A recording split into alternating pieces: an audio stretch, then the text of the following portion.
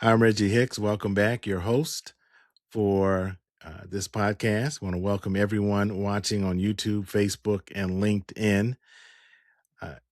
Tonight we're talking to the women. Prostate cancer is often called a man's disease, but tonight we're talking about the women who live it every single day, the ones who carry the fear, the strength, and the silence, sometimes all at once.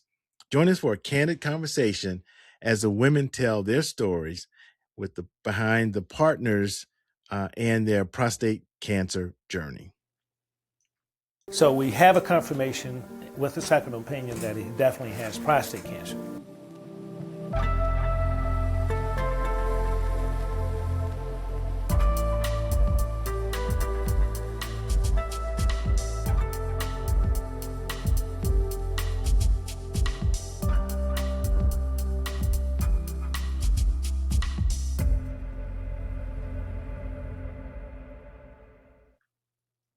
Welcome back. And again, I'm Reggie Hicks, your host. I want to welcome everyone watching on YouTube, Facebook, LinkedIn, and of course, those who are listening on your favorite podcast platforms.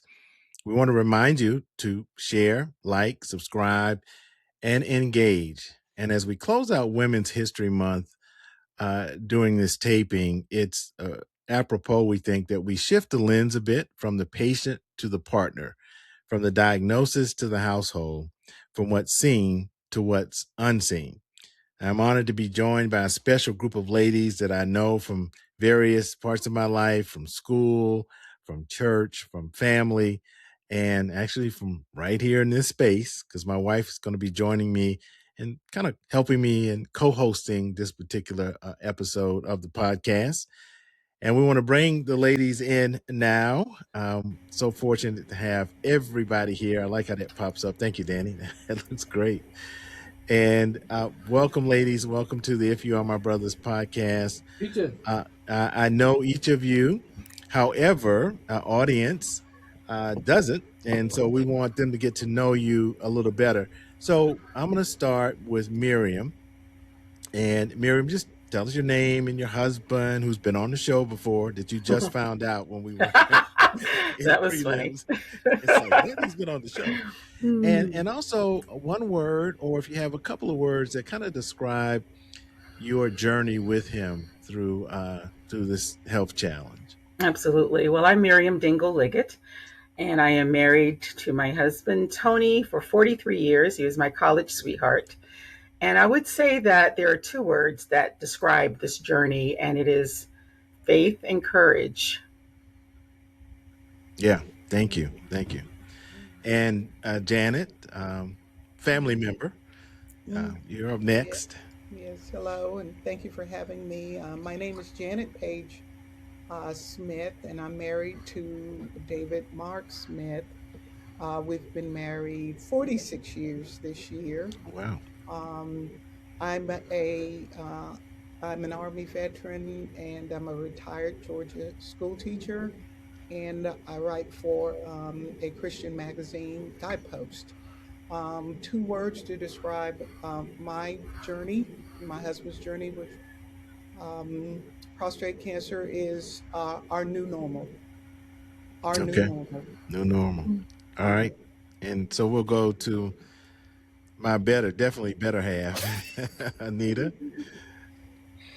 Okay, so I'm Anita Stokes Hicks, and I am Reggie Hicks's wife of 27 years. And I would say two words to describe our journey or my journey would be faith and hope. Hope. In two words, yes. Okay. And we have Peaches Yes. McGeady with Yes. us. Good night, everyone. Well, good evening, everyone. I'm Peaches McKeedy. My first name is actually Lauren, but they call me Peaches, so I go by that. Anyhow, I'm still a teacher. I've been teaching almost 30 years in DeKalb County school system. John and I, we've been married 40 years. He was my college sweetheart as well. We met at Oakwood University. Two words to describe the experience.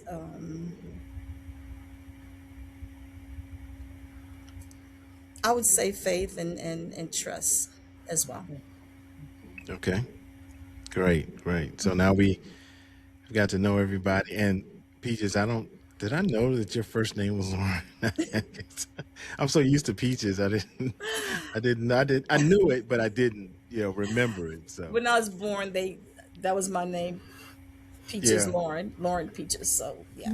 And then you moved to the Peach State. So there you And go. then I moved to the Peach State. There's a story behind my first name. My grandfather, who was in World War II, he actually worked on the peach farm here in Georgia. And when I was born, he named me Peaches. So yeah. Oh, cool. I didn't know that either. That's Sweet. cool. Sweet. Yeah. So ladies, while we're here, and Anita, I'm going to start with you. Um, what did you feel in the moment when you heard the diagnosis, and what didn't you say out loud? Well, I'll have to say I could say shock, but because I had been so close to the research and all that you had done prior to being diagnosed, it wasn't total shock. It was shock that you received the diagnosis, and Mm, fear. Fear. Yeah, there was some fear there as well. mm. How about you, Janet, or Jan, Um, as we call you? So yeah, you called me Jan. That's right. Well, can you repeat the question again? yeah, I was yeah. It's listening. it's like when you heard the diagnosis. So Hmm. what did you feel in the moment, and what didn't you say out loud? Okay, I was kind of like Anita because you had coached me through. You had actually coached me through the PSA, going back, looking at um, his PSA results for the last 3 years, Mm, and I actually knew before he knew. Mhm. So when we went to the doctor together, um, I, I think you and I had talked about it. Watching those numbers go up, his age, those types of things. So when we got there, I just was watching him, and I knew we were going to be this is the way the doctor gave it to me. He says, "I've got good news and I've got bad news." mm, And Mm, he says, I'm going to give you the good news first. We caught it early. The bad news is you have prostate cancer. So my first thinking was, okay, let's get this. Let's get this mm, done. It's going to be something new. I was kind of um, looking at my husband, and looking at his face, and his reaction was like total disbelief. mm. um, I I I had to work with him, mm. because it was like, I do. How can I have prostate cancer? Hmm. Did you say, So, was there anything that you didn't say that you wanted to say when you heard it? well, I said it once we got out of the office. I said, honey, we're going to get through this. We're going to get through this together. Mhm. And I'm like the ladies. I have a very strong faith, and he was healthy. He was totally healthy. I just that's where the disbelief came in because of him being so healthy. Hmm. What about you, Miriam? What did you when you heard it, and what did you feel in the Yeah. moment? Because I think Tony talked about how he found out. I mean, because he was going through some other health challenges, if Hmm. I remember correctly. Is that right? That's correct. I mean, it was like the double whammy. He was going through, he'd had surgery, emergency surgery for cervical spine injury Mm, that we didn't even know he had. You know what I mean? He was walking, he was losing sensation in his hands and feet. Hmm. And we luckily had this incredible primary care doctor that did all the tests. And so when we went to the neurologist, he said, basically, you're one bad fall away from, being totally paralyzed. And so they put him in the hospital the next day, he had surgery. So now here we are trying to learn to walk again, He was in a wheelchair. It was terrible. And then we find out after we're going through all of these appointments that he has prostate cancer. So for us and for me, it was very overwhelming. It was like you couldn't believe it. Like, but we were grateful because without the spine injury, we may not have found out about the prostate cancer. Hmm. So we realized pretty immediately that we had a reason to be grateful. Amen. Yeah. And it was caught early, It which was caught means, early. Yeah. yeah, you have a much better chance of survival. And Peaches, what about Yes. you? What you feel in the moment? Was there Um, anything you didn't say that you wanted to say out loud? the thing was, John was in his early 40s. This happened maybe what, 16 years ago, and I'm like, this could not be because we kept going to get. I usually would go with him to get the the exam done. The two of us would go together because we just wanted to know, and then I think I think every 6 months or something, right, John? He's sitting over here, but I think the Fact final checking, test, right? right, the final test came back positive that he had it, and I'm like, oh God, this he's so young, isn't this for men in their 60s and up? He's just Hmm. 40 something, and I never said why him or whatever. We just we had to deal with it. That's basically it. But my question was, God, he's so young. What's going on here? And then, he started to do some research, and then he found out that it ran in his family. So he has a history of that. Hmm. And so it didn't matter if he was young or not, he ended up getting it. And the thing was also that John was a vegetarian. He was a good eater. So, that was a shocker for us as well because, we thought we were doing everything right, eating well, and so on. And still he came down with it. So that was surprising for both of us. Yeah. Did did you did your role in the relationship change like overnight? That when this happened and now you knew that you had to deal with it, Peaches? Did things? Um, yeah. So I was at school when he called.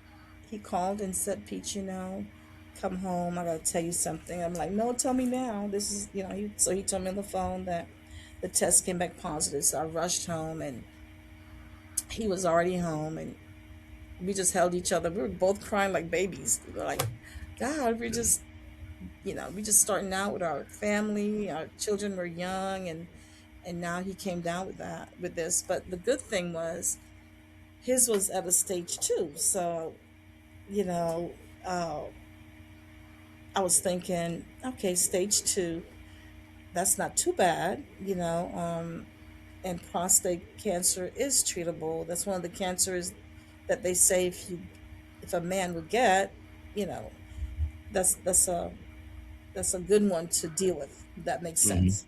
Hmm. And then it was at level 2.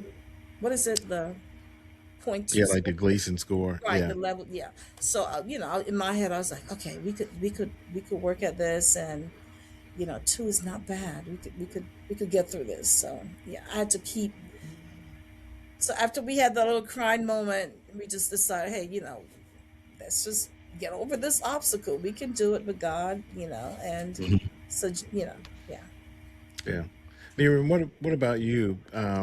Relationship change. Now you're going from partner, um, but also caregiver. Did you think about that early on, or did that come later when it sort of hit you that I'm kind of a caregiver now? Yeah, I think it hit me very immediately because of the spine injury Mm, Hmm. situation because he there was very little he could do for himself, you know.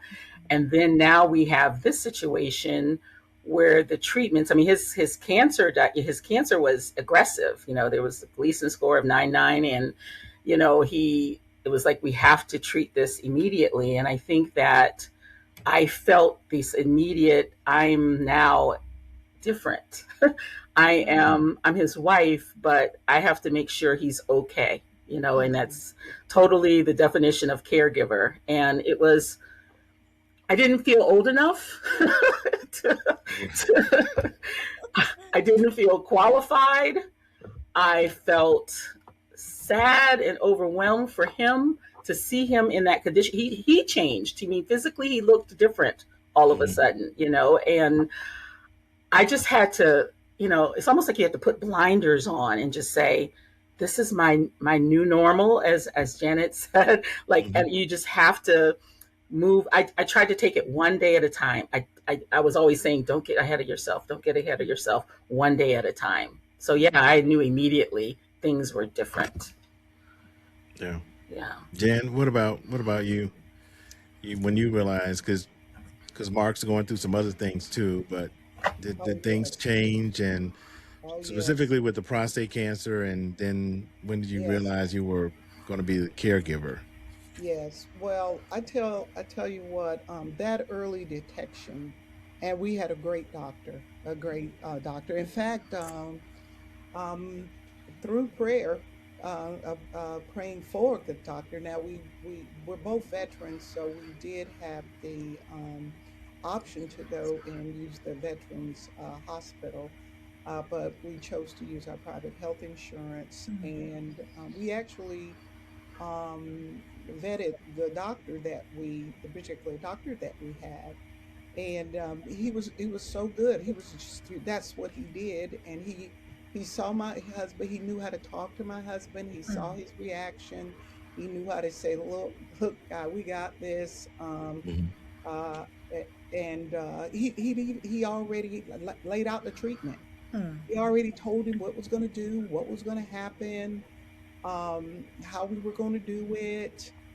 We were going to knock it out. 2 days of radiation. We're going to knock this thing out. And he told my husband. He said, "Yeah, and that's the way we're going to do this. And you can literally go back to your activities and gardening. It's gardening out there in the garden." And he had one day of radiation, and he was out there in the garden. I was like, "Wait, wait, now you're not supposed to." He didn't mean. He said he told me I could go back out there. Right. You all know how he is. I was like, "No, he didn't mean it like that." Okay, so and that's just the kind of guy he is. And it was early, Mhm. and it was right after 2022. It was right after we'd come out of the COVID, Mhm. and I credit you, Reggie, to asking me to read an article, edit an article for you. And in editing that article, that's how God works, though. Yeah, That's how He works. absolutely. Mhm. I would have never looked at a PSA. My husband and I go take our physicals and everything together. He's a day older than me. He's a day older. So we do everything together. Health issues. But that right there, Reggie he said, "Do you know?" I said, "Reggie, you had prostate cancer." He said, "Yeah, what about Mark?" And I was like, "What about him? What's his PSA?" I said, "What is that? What are you talking? I mean, just totally oblivious to it. And the doctors hadn't caught it. The VA doctors hadn't caught it. We were going there to get our blood tests. They hadn't caught it because it was low.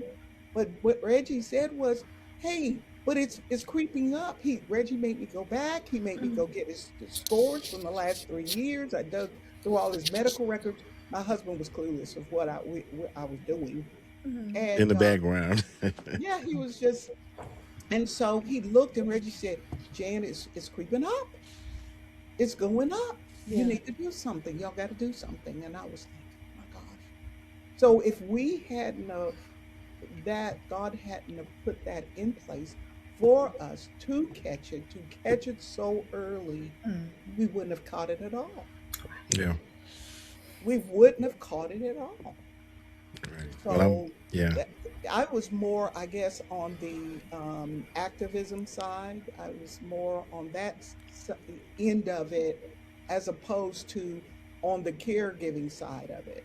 I Mhm. was the one that said, "Honey, and having a great doctor, having a good doctor, and then having someone I could talk to, you, Reggie, talk to you and say, hey, what's next? What's going to happen? What's this? What are our options?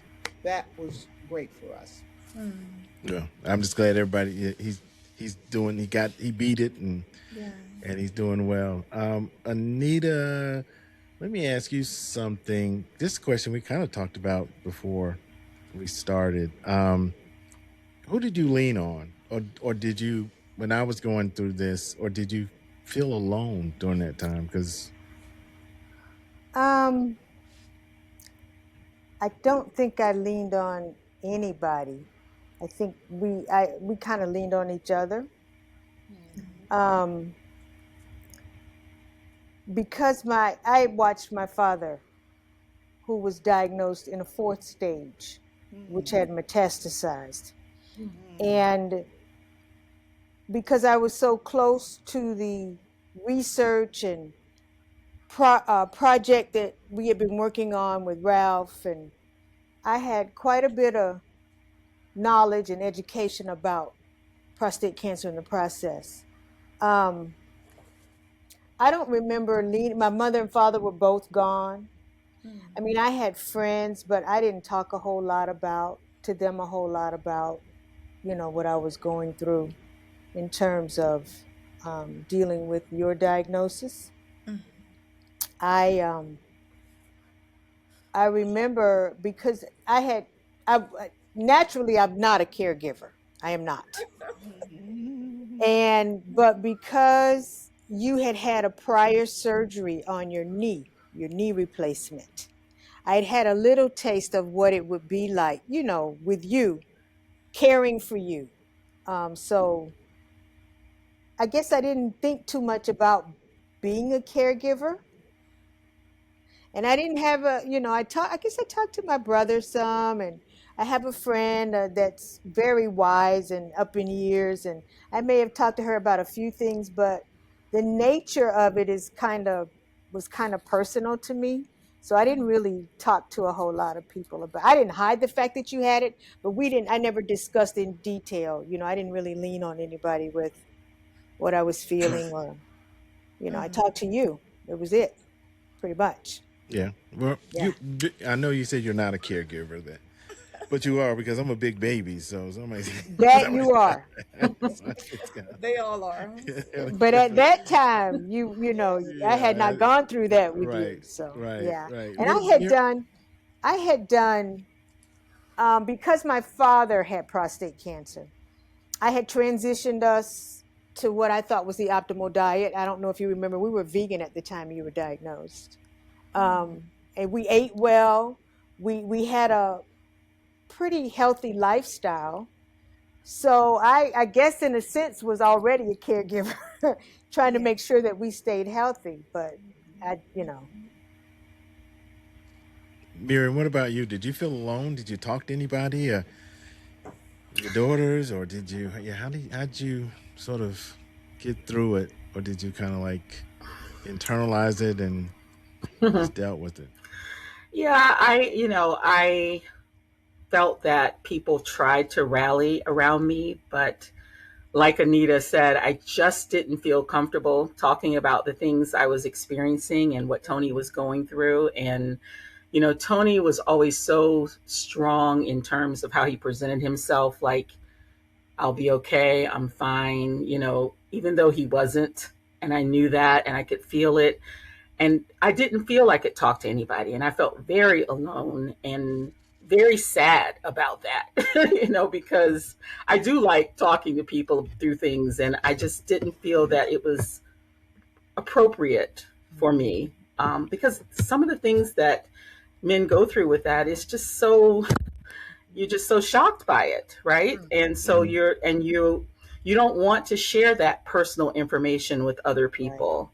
But I will say that that did cause me to get sick Mm, Hmm. because I was so overwhelmed by caring for him. I ended up with two TIAs, one day where I had too many strokes. And I know it was because of making sure he was okay, making sure my daughter, who was pregnant at the time, was okay. So all these things were happening.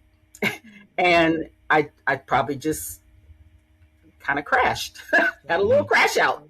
Mhm. So, yeah, yeah. So, Interesting. Did Peaches, you or Jan talk to anybody, or because it seems to be that most were Um, sort of internalized, not internalized, but kind of kept it within yeah, between the two of you. I just wanted it just between us. But you know, John, he was at church on the podium telling everybody. I'm like, oh gosh, he's. Yeah, being the advocate. Yeah. He can tell you about it too. I'm like, can Yeah. you not? So I would tell him, can you not discuss this? So as a result, people were inviting him to come to different churches to speak. Um, Yes. yeah, Mm-hmm. and people are calling him from New York. Can you call? Can you talk to my brother, my in-law?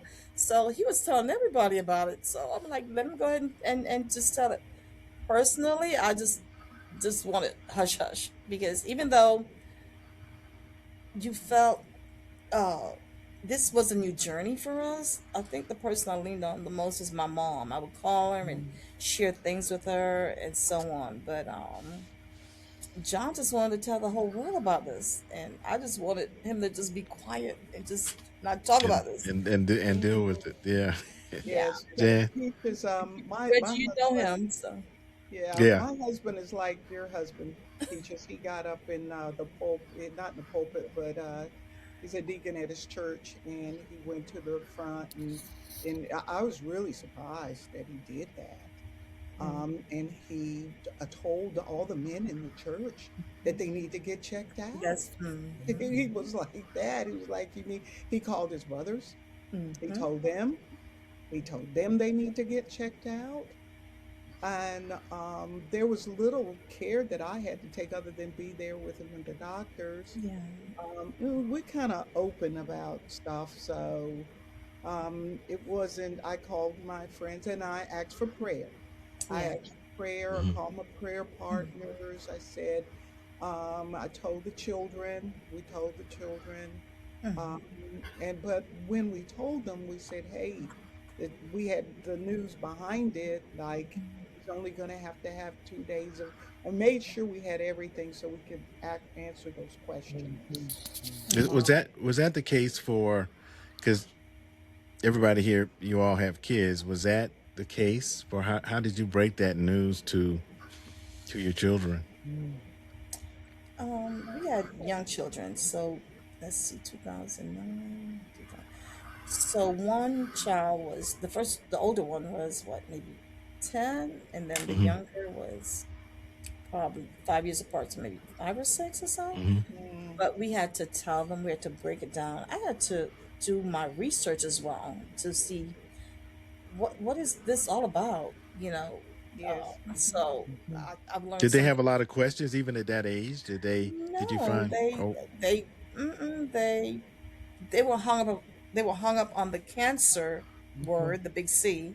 Hmm. But other than that, we had to explain to them, and you know, yeah.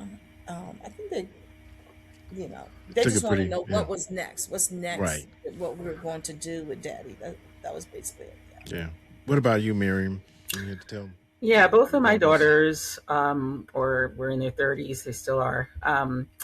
And again, remember we had the spinal surgery, and then what, a couple of months later we get this diagnosis. I think they just lost it. They were very upset and concerned. And my oldest daughter is a lot like her dad in that she researches everything, and so she was doing her own research on the side, trying to understand what he was really facing. And I think that I would always check in with them just to make sure that they would kind of keep their emotions in check a little bit, so he wouldn't feel so. I mean, because he was going through so much, and I felt so bad for him. I really, I think that was my biggest thing, is that I watched my husband just go through so much. And I wanted our daughters not to take that on, but to just pray and to try to support their dad the best way they could. But it was difficult because they were thinking, like, what's happening, boom boom, what's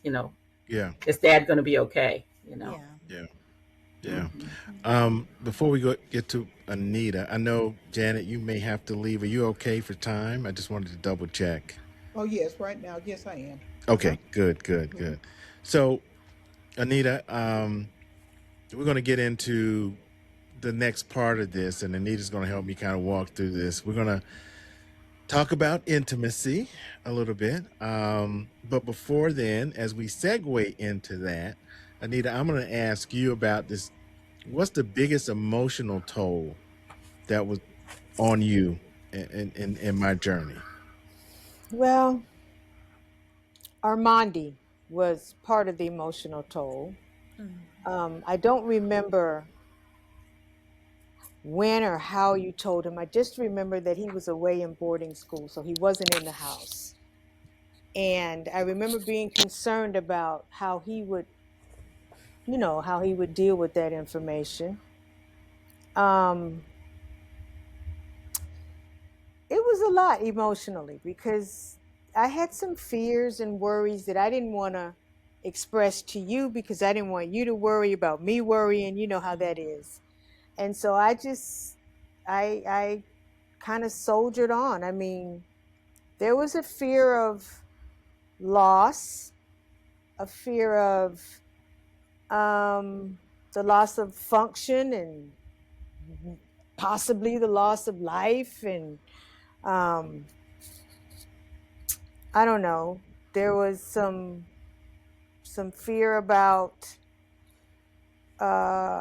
physical things, and I just a lot of there was a lot of unknown for me in spite of all of the research that had been done as it pertained to you personally. I just, it was a lot. It was kind of a lot emotionally to deal with because I felt like I had to remain very positive Yeah. Yeah. and not show, my fear.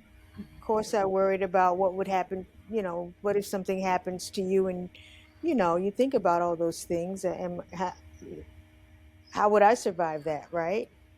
Yes. So yeah, I had some That emotional. $1 million life policy. No, Yeah, just right. Yes. Check it out. Yeah. I'm out of here. I'm Check it out. traveling the world. I'm just Mhm. You know, guys, I felt different from you, Anita. Maybe I looked at it maybe like a cold. He's just gonna get over it. You know what I'm saying? That's how I Yes. approached it. Yeah. I never Mhm. thought about the dying part. I don't know why. I didn't go that route. My thing was, all right, we're gonna go Yeah. through this. He's gonna Yeah. get over it, and we're gonna be okay. And that was, that was my faith holding on to that. We're going to get through this and get over this obstacle, this hurdle together. And for some reason, I never thought about death, dying, and all that. No, yeah. I don't know why I didn't. Because Well, I when you do get a big remember. C, yeah. I do remember at the time that you were diagnosed that I don't believe we had health insurance, Oh, okay. and so I had a Yeah. lot of Yeah. worries that Yeah. perhaps may not be universal. Yeah, I had Right. some emotional worry Yeah. about how you were going to get treatment, how we were going to pay for that treatment. Um, I don't know. I don't think at the time the country was going through this whole big battle about pre-existing conditions and all of Right. that stuff. So Yes. I had some emotional, yeah, some roller coaster Yeah. worry. Yeah. I Hmm. think you did better maybe the second time around because for those of you who don't know, I had what they call a chemical reoccurrence, which is basically saying that when I had my prostate removed, you Mm, should not have no PSA, right? There's nothing to produce Hmm. PSA, but right.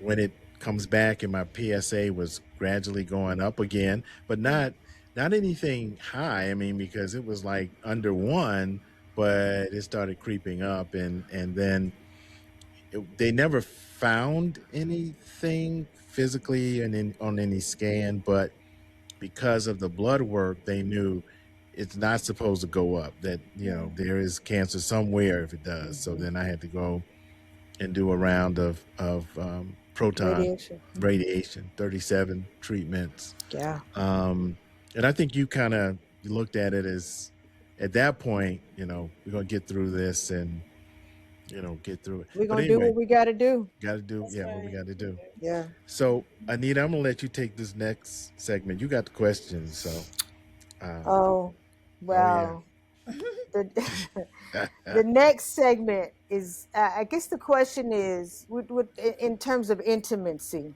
Hmm. what changed and how did you navigate that? I mean, I'll jump in. I It changed, because it had to. And that is startling, and it is another reminder that your partner is ill. We're getting old. you know.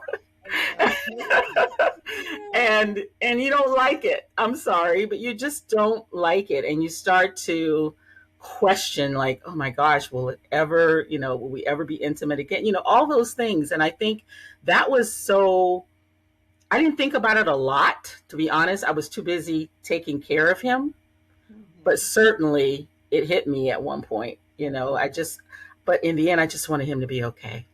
I Right. just wanted him to be okay. Hmm. Jan? Yeah. It was my husband more concerned about it than I was. Mm. Um, so I had to work with him. I had to be reassuring. I wasn't that, after 40 something years, Right. I was like, okay, we're good, we're good. You give me a hug and a kiss, we're good. But it was him. It was him. I didn't want him to have to struggle and think about that. He was more concerned about that than he was anything. Hmm. Okay, his manhood, and I was in Yes. and then like I said earlier, new normal. Let's we can figure this out. And a lot of things I had to just go online. I got involved, I guess, with PSA, with a support group kind of, Mhm. and I was getting all of this information about intimacy and things like that. Mhm. That wasn't my problem. It was his issue, but it was for me, the wife, to say it's going to be okay. We're going to work this thing out. We've it's been great. It's been wonderful. So we're Right. going to work at it. We're going to work this thing out together. I had to be the reassurer Okay. that that didn't matter to me. That didn't make me Yes. any less of a man. Okay. Hmm. Peaches? Yes. So basically, there was really no guide to navigate Mm. this process, but again, we were both in our 40s, Yes. Mm-hmm. and Young. Young. Still young. Yes. Yes. uh, Yes. he's a Yes. man, and Yeah. you gotta have it. So, um, but we had to find ways to get close and to show love, ways Yes. that were um, not expected, and we just had to try different things Mhm.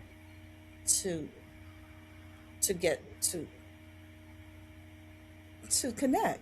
Yes. So, Yes. Hmm. Yes.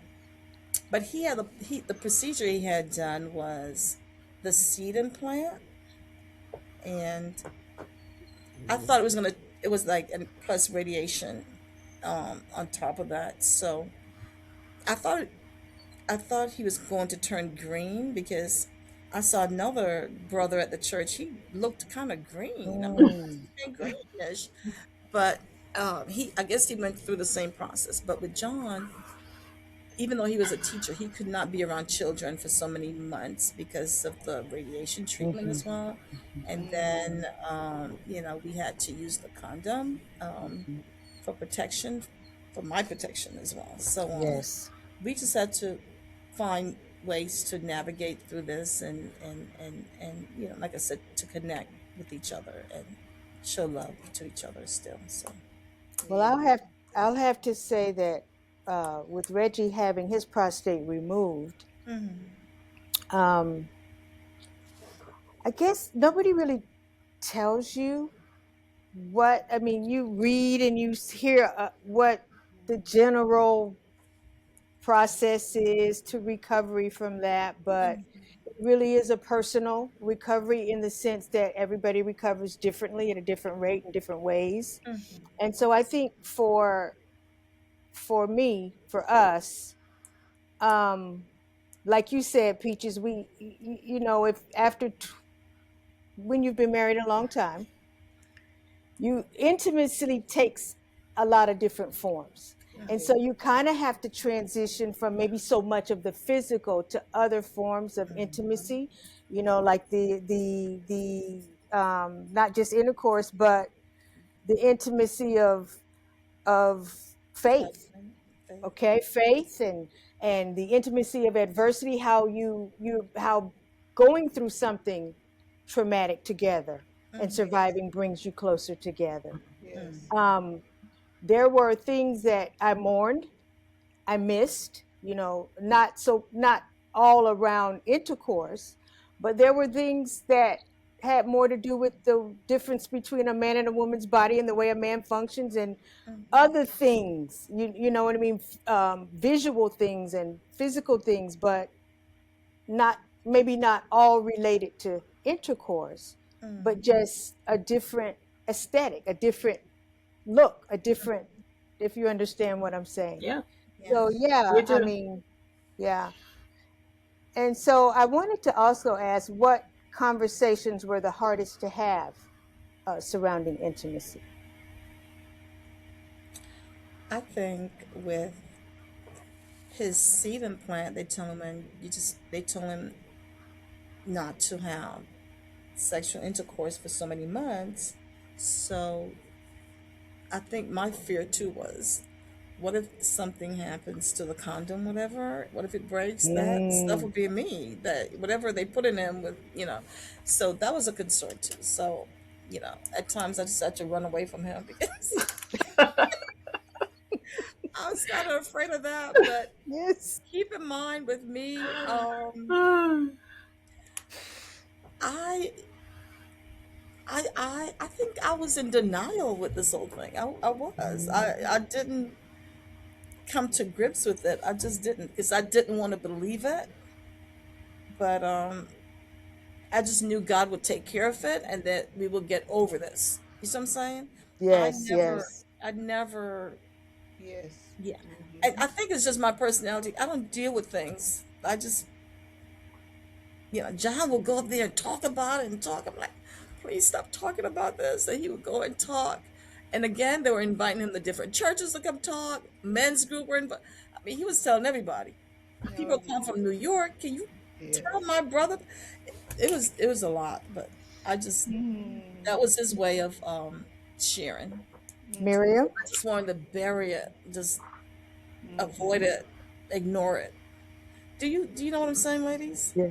Mm. I Yeah. So I think I was in denial about the whole thing, Reggie. I really was. Yeah, Miriam? I was going to say, I think it was difficult for my husband because he really felt the loss of his manhood, Mm. and um, I would definitely do what I could to assure him, reassure him that, it's okay. You're not well. It's fine. But I think that it really bothered him, and just that loss of strength, even to do simple Yeah. things around the house. Yeah. It felt very emasculating, and it was hard for him. I think it was probably harder for him. He might think it was harder for me, but I could tell it was killing him inside. Yes. But he wasn't going to share that, because he's just not that kind of person that's going to kind of openly share it. He wants to always be this strong person for me. And while I appreciate that, there were times I wish he would have just said it. Like, I don't feel like a man. I don't feel good, but I Mhm. could see it. Yeah. I Yeah. could definitely see that. So that was difficult. Miriam, what type of procedure he had to? So I'm sorry, procedure to do what to help him? I mean, For there were so prostate many cancer, different the things out there. They treatment. had the proton thing going on. They had another. It was just a lot of things Yeah, tied totally. He had radiation. in. Okay. Um, it was like 5 weeks of low dose radiation. And that was the other thing. I have to get up every morning and have him there by 6:30 for 5 straight weeks. So that was that. I am not a morning person. That tested me in every way. So, and then he had, I wrote this down because I knew I would remember, 3 sessions of high dose, which is the cyber knife, and then 2 years of hormone treatment, which were his injections, and that ended last year. Hmm. Wow. So he had a lot, yeah. Yeah, that was. So I mean, all this stuff is, in his body. He can't Mhm. really be strong. He can't really, Right, right. yeah, Yes. yeah, Yeah, yeah. yeah. So it was Yeah. it was Plus, he rough. was dealing with. Plus, he was dealing with the other Cervical situation surgery. that got him in the Hmm. hospital. Still Yeah. dealing with that. I mean, he's still not walking well. Yeah, yeah, yeah. Yeah, it's interesting. This listening. I think we, as men, don't really. They say to sit down with your significant other, your spouse, and talk about sex, to talk about intimacy, to talk about, okay, well, let's can't do this, let's do this, or what will make you, what will satisfy you, what can we, and we just don't do that. I mean, Anita and I really we have our way, but I don't think we never discussed the way. It just No. kind of Right, right. happened, Well, most Yeah. people don't. Most we just people. didn't, and I Yeah. think too with black men in particular, we were like, yeah, I just don't want to, we just gonna make Right, it work, but I don't know if we want to sit down right, and have a plan. So, right, yeah, so, right, That's true. but they right. do say, conventional wisdom is that it does work. It can work better, when you get over those difficult conversations about intimacy. I will remember what Ralph said to me, Ralph Franklin, the fraternity brother who really this whole project got started because of his transparency, and I was diagnosed because of being involved with his journey. He just said that you're never going to be 100%. You know, he said if guys tell you I'm back 100%, they ain't telling you the truth, because you could be 95, you could be 85, you could even be 98, but you're not going to be the same, because the only way really in dealing with prostate cancer is to basically, as my urologist said, because I was asking him, he said, no, oh no. I said, well, what about the prostate itself? I mean, it's an organ. What happens? And he told me it's dead. We kill it. Yeah, that's right. It's don't doesn't function Probably anymore. Whether frozen. we take it Right. out, whether we put radiation in it, there's some That's other right. techniques now that are coming that are partially treating the prostate. But his thing was, it's gone. And so my thought was, if it's gone and it's not functioning, then I'm not 100%. I'm not 100%. That's right.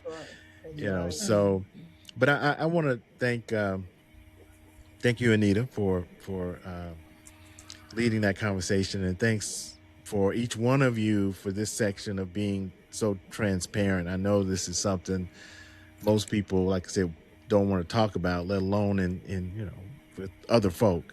Right. But I will say that that's one of the issues when, if you go to any of the Facebook groups and things, there are as many significant other spouses on those groups than there are men. I mean, talking about these kinds of issues. And I think that us being able to discuss it tonight on this podcast is really going to help others that kind of tune in, because I know that when they see that the women are talking, it's going to be okay. Even men were like, okay, what are they saying? What do I need to do? Um, but I don't want to, we kind of looking to close out here. And I did have this kind of closing question. Of course, if there's some other things you want to talk about, please, let me know. Um, but if your partner were listening to you right now, which could happen because they may watch the episode, what would you want him to truly understand about your experience? And Anita, I'm going to start with you because, like you're here with me. So Um, I'm going to pretend like I'm not listening. And my experience. wasn't your experience physically, but in every other way it was. I went through it. I didn't have my prostate removed. I used to tease you and say, I'm a man without a prostate. Get out of the way. I got to go to the bathroom. But no, I'm not a man without a prostate. But in every other way, your experience was my experience. I mean, I went through it with you, side by side with you. And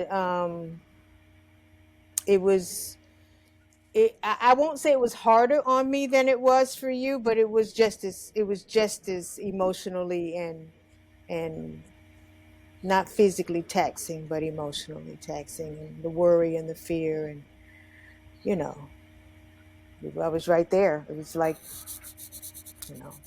it was like this. Yeah. Yes, I like what Anita said, and I uh, ditto her on that. I think a lot of 21, I was 21-year-old bride, and we said the vows in sickness and in health. We said those vows, but when you're 21, you're not even thinking about in sickness and death. You're not even Right. thinking that way, Right. and you're not thinking that way in your 30s, and you're not thinking that way in your 40s. You're just not thinking. And even in your 50s, we had just retired. We had just retired. um, and we were starting to do the things that we said we always wanted to do. And I said, if I write again, I'd like to write a book about making our bed together. That's what we did. We had started getting up in the morning making our bed together because we couldn't make it before. We just couldn't make it. We Mhm. were trying to get out the door. And then in making that bed, and ladies all mentioned this, our faith, we Mhm. started saying our prayers together on that bed. This is things that we had never done before, and we grew into over our marriage. So we would make the bed, and we would get down on our knees, and we would say our prayers. No kids in the house, no job to go to, just, oh, this was Mm. just so nice. And so we built that together, and I thank God that we did, because when we got the diagnosis, I just said we were ready. Mhm. We were, yeah, still in shock and, oh no, and God, why us, and this and me, and how we're going to pull this thing together. Yeah. But now those words really meant something. Mhm. Now they meant, how are we going to navigate this? How are we going to do this?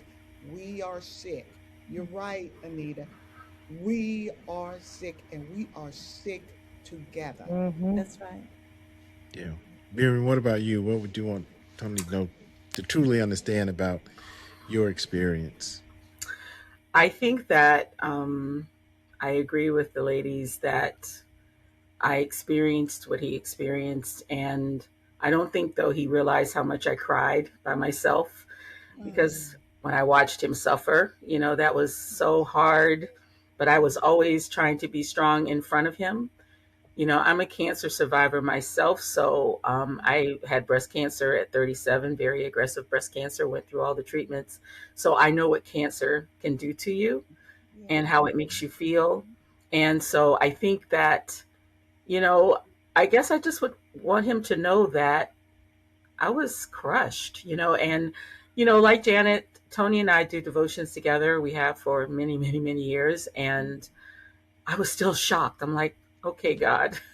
First, I mean, I'm human. I was like, what is happening? Why are you doing this to us? And then I realized, of course, like us, when he helped us find out about the prostate cancer through the spinal surgery. I'm just, I can see God's always working.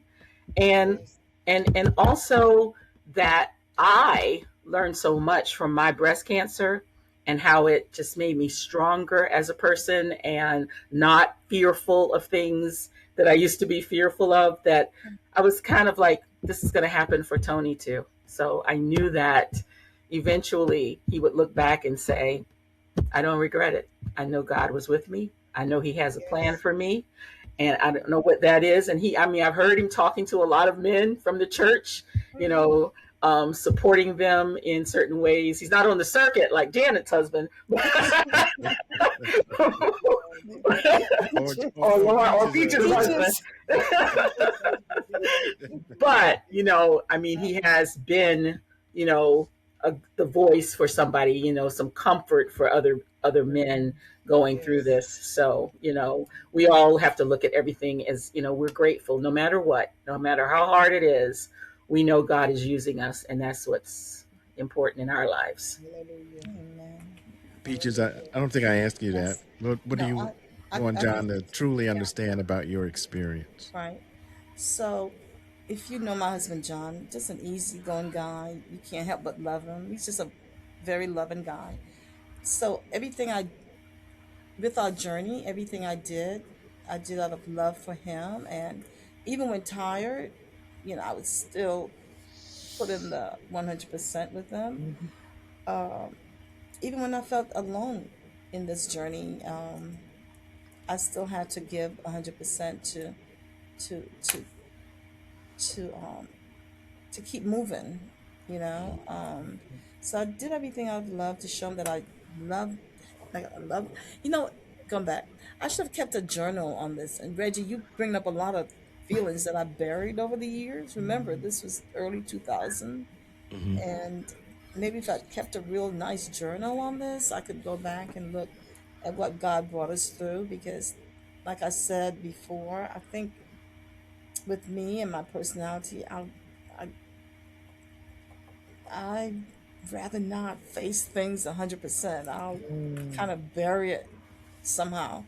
And I think if I kept a journal, I could go back and just look at all the little details and everything that both of us went through. So it was a growing experience for both of us. And you know, yeah, he's a good guy. He's a keeper. So everything I did for him was out of love for him. So Yes. yeah. So I guess as we close out, since we started with a couple of words, Mm, let's end that way. Um, Someone's watching this, their partner's diagnosed, or they're going through this prostate cancer journey. Couple of words of what you would say to them for encouragement. And Anita, I see you got your hand up. So I'm going to go I didn't around. have my hand up. Oh, you didn't. Well, I'm But going I around the square. No, let's. okay. Okay, I want to do that. All right. I'll just kind of. Okay. No, I'll that's just pick. fine. But we'll start with you. But you know my words. My words are always choose life over libido. It is not all about libido. It is about the totality and the wholeness of your life. So if Hallelujah. you're married to someone and y'all been trucking along together, you can't give up just because somebody gets sick and loses the That's ability right. to do certain things. If that person has been your person all along, that is still it is still worth salvaging Hmm. through. The journey is worth the fight. The journey is worth the fight. Amen. The journey is worth the fight. I like that. Yes. Jan, you're the word. You're the author here. What Yes. would you? Well, one thing I wanted to say about intimacy is I read this that praying together with your husband is one of the strongest forms of intimacy, Mhm. closest forms of Mm, intimacy Yeah. is prayer, not sexual intercourse. Isn't that Right. something? that's Mhm. amazing. It's prayer. Mm, So if you haven't started praying with your husband, you need to start, whether he's diagnosed with cancer, prostate cancer, or whatever. If you truly want to get close to him, and I think every one of these ladies tonight have mentioned their faith, and I think that's the intimacy that has kept us all together. That's amen. what has kept us with our husbands, Right. with longevity, Yeah. able to come and talk and say, you're never alone. It's going to be all right. And I want to say this to Lauren, since I'm the writer. Lauren, it's never too late to start journaling. Oh, Yes. It's never too late to go back. And that's very therapeutic to do that. yeah. Yeah. I write. And in fact, that's what I did. I journaled and I have all kind of journals.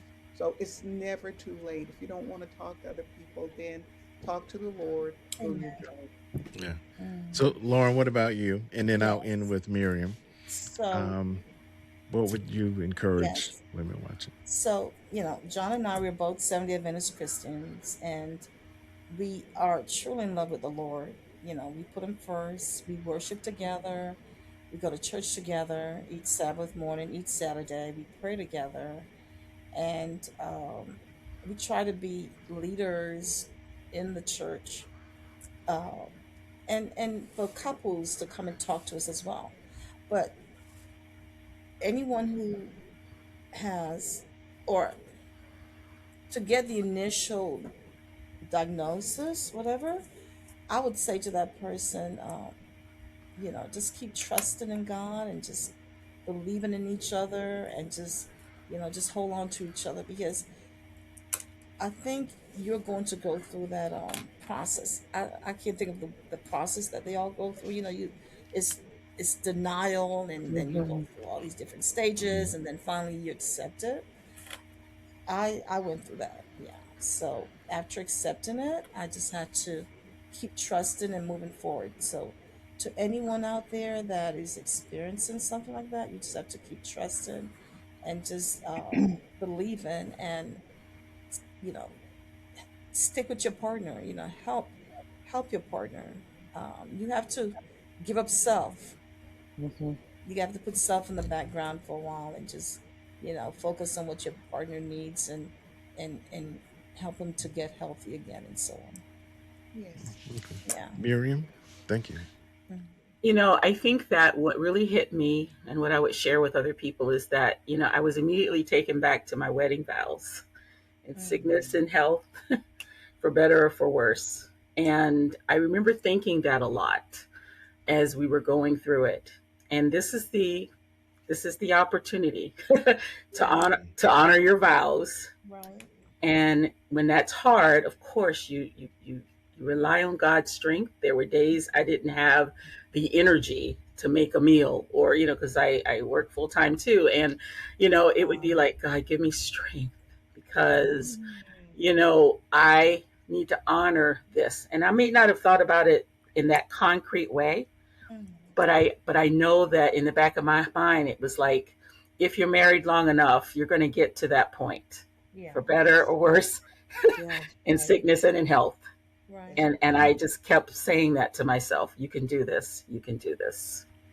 Wonderful. Wow. Just on a side note, I remember, and it's on the video, our wedding video, when the minister, when she said for richer or for poor, when she said for richer, when she said poor, Anita was like, mm. And that, Subconsciously. yeah, that's immortalized on our wedding video. It's like, yeah, no, that's what I Wow. said. I Well, Yeah. I just would, want I yeah, just go ahead. wanted to say something else came to mind as I listened to the other ladies speak about it.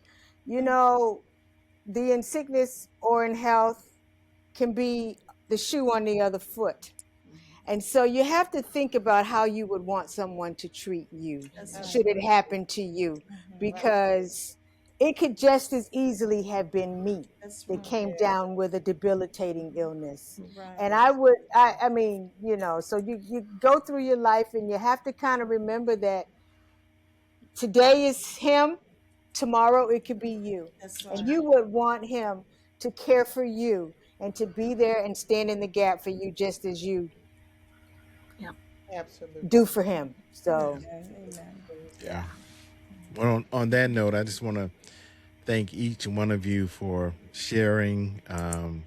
And I'm just going to say that your husbands and me included, we are blessed to have women like you sticking by us, because I'm going to tell you that there are times, I mean, situations where relationships don't survive this, Mm. and we don't talk about it a lot. I mean, but the statistics are pretty up there with couples not being able to deal with this, and somebody leaves, and so just to hear the strength tonight, and the resolve, and we're all blessed to have you all in our corner. So thank you so much for doing this.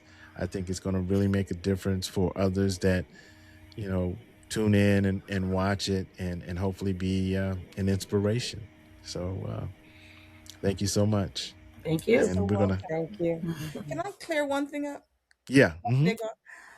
I didn't mean to say that when I heard the news. It was like a cold. Cancer was a cold. Do you understand what I mean? To No, me, it's no, like. no, no. But did Yeah. you get what I was trying to say? Hmm.